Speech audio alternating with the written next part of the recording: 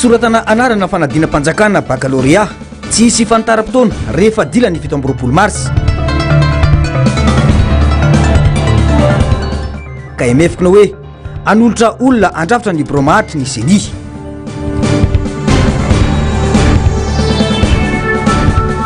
fanapahan-kevitra IST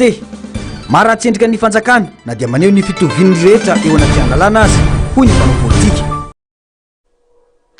Manatra ny fiarabana tompo-kilasy sy tompo-kivavy tonga soa indray atao anatin'ny fotoanany fampahalalam-baovao eto amin'ny fahitalavitra MBS manasanao ampanajana izay anaraka ny fampahalalam-baovao hatramin'ny farany. Tontolon'ny toe-karenina mifandraika amin'ny vola no isataratsika ny fampahalalam-baovao. Misy eritreretra anovany rafitry ny vola eto Madagasikara ka ny arivo ariary no lasa vola taratasy ambony indrindra azo ampiasaina raha ny nambarany gouvernoura ny banky FOIB ny Madagasikara nandritra ny hetsika Global Money Week no tanterahina teny Ankatso. Azo dinina antaratasy izany saingy manahirana amin'ny fampiarana hoy kosa ny mpanaraka raharam-pirenena Serge Zafimahovo ny antsipriana izay eo amin'ny rindran-tsary ny mbola avatsara. Arivo ariary no lasa vola taratasy ambony indrindra azo ampiasaina isan'ny tanjona lehibe amin'ity hevitra ity. Ny fanomezan-danjany vola ariary sy ny fanamafisana ny fatokisan'ny vahoaka azy manoloana ny fidangana ny vidim-piainana. Matetika dia mena ny sandam-bola rehefa midangana ny vidim-piainana ka ilaina politika sy paikady ny fanarinana izany. Ny fanesorana ireo vola besandra dia azo heverina ho fomba iray anamafisana ny lanjan'ny vola amin'ny alalan'ny fanovana ny fomba fandoavam-bola sy ny fitantanana ara-bola. Mety amin'ny resaka ambony latabatra saingy iteraka olana ho an'ny fampiarana hoy Serge Zafimahovo. Raha raisina zany ny tenin'ny gouverneur dia manomboka amin'izay fotoana izay zany dia arivo ariary roanjato voatery hoentinao ameno an'le roetsy ariary. Zay zany no fipetraky le tantara zay. Raha ohatra koa zany tsika mividy entana 60 000 ariary dia miala zany ny ohatra telo farana dia lasa 6 000 ariary. Zay le izy amin'ny ankapobeny. Raha jerevana zany ny tokony hazava amintsika dia zao. Sur le plan théorique le izy tokony ety, mais sur le plan pratique le izy tsoatran'izay le izy. Mipivarotra raha ataontsika hoe 60 000 ariary zany vidin'entana.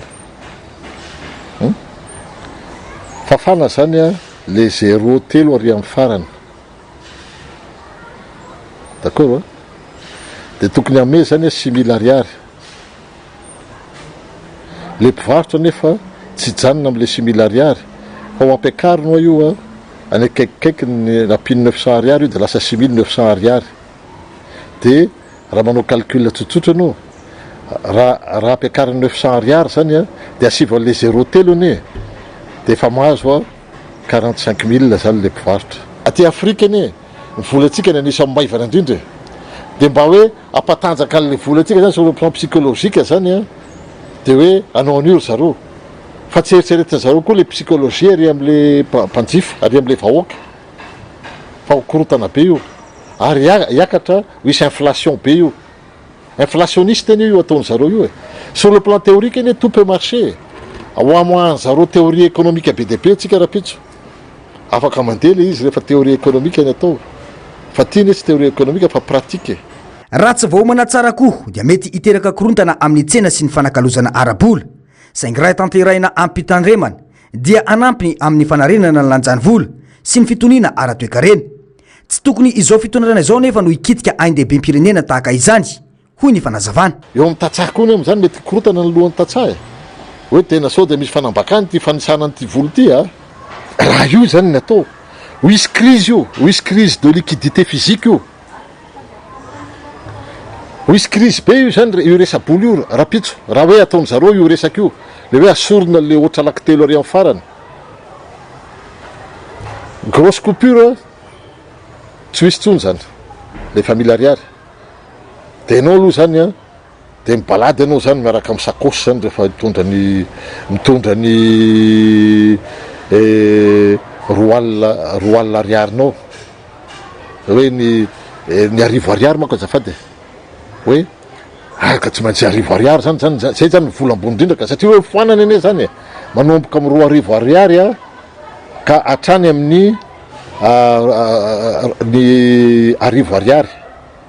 ny roa alina ariary azafady 2 arivo ariary zany ka hatrany amin'ny 2 alina ariary ho foanana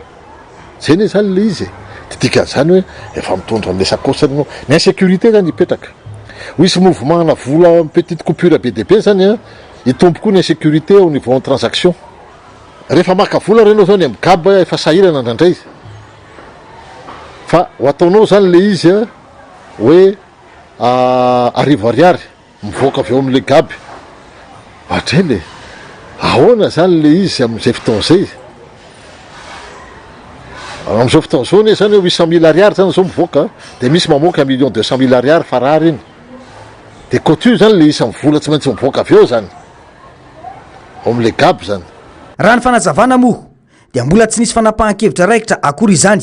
fa mbola ao anatin'ny dingana fanadiadiana sy fakan-kevitra raha tanteraka izany dia mety esorona tsikelikely ireo vola 2 arivo ariary 5 arivo ariary 2 alina ariary ary ny 2 alina ariary eto amintsika andrasana noho izany ny fanakaloza-kevitra amin'ireo sehatra samihafa toy ireo mpandraharaha ireo banky ary ny vahoaka amin'ny ankapobeny alohan'ny andrasana fanapahan-kevitra ofisialy fa niteraka faneho-kevitra maro ho an'ny mpanaraka raharam-pirenena ny fanapahana mikasika ny tsy fahazahoana olona ampolony mivoaka any Madagasikara na ny IST ho an'ny omaly tsy tokony isy ny mangarahara momba ny fanenjena ireo olona ireo hoy ny solombavam-bahoaka Fidèle Razanapierre tsy midika ho famelohana manko ny IST ka tokony ho fanadihadiana no manafoana izany fanapahana izany endrika fitoviana eo anatin'ny lalàna kosa ny lisitra nivoaka hoy kosa ny mpanao politika sarotsy ndratsara ny mbola avatsara no hitaterana izay fampalalam-baovao izay manaratsy endrika ny fitondrana fanavaozana ny zavatra nitranga momba ny famoahana fanapahana momba ny tsy fahazahoan'ireo olona misa 3 mivoaka any Madagasikara ary tsy tokony hiverina intsony tsy midika fa meloka ny olona iray raha namoahana IST ka tokony tamin'ny alalany fanadiadiana no namoahana ny MLV na ny fanesorana ny didy hoy ny solombavam-bahoaka Fidèle Razanapierre midika ireny fa eo ambanin'ny fahefan'ny fitsarana ny ministera izay namoaka iny fanapahana iny ho iatrany ny solombavam-bahoaka Fidèle Razanapierre tena manimba endrika na fitantanana raha-mpanjakana zany zavatra ohatran'izany apetraky ny olona mesure administrative dia ataovy mifamitorana vita boucler tsara ny enquête dia ozy tsy meloka reto olona reo tsisy fandraisany aminana mandeha amin'izay na mandeha inga tsy manina na mba 48 heures ny mipetraka teo tsy problème na mba mandeha any fotsiny le izy tsy mipotra fa tena tonga dia pa Facebook pa koa Facebook rehefa avy eo mamaly ohatrany hoe refesina fitsarana rangana aveo ministère ny atany tsy tsara zay sary mivoaka zay monsieur le procureur général miala tsiny le fitsarana zany efa mahabe resaka eto Madagasikara tena efa mahabe resaka mihitsy ny fitsarana tsy mety madio fitsarana be kolokolo fitsarana ohatra zao dia mahita an'le fiatsikotry zay zany ianao dia tonga ho azy le eny hoe fitsarana ndray io ndray jereo ndray fa le izy tokony mipetraka le izy amin'ny maha-mesure administrative anazy dia mandeha iny dia mandeha famitorana tapitra vita tokony le raralo zany no nivoizinareo tao anivo fitsarana hoe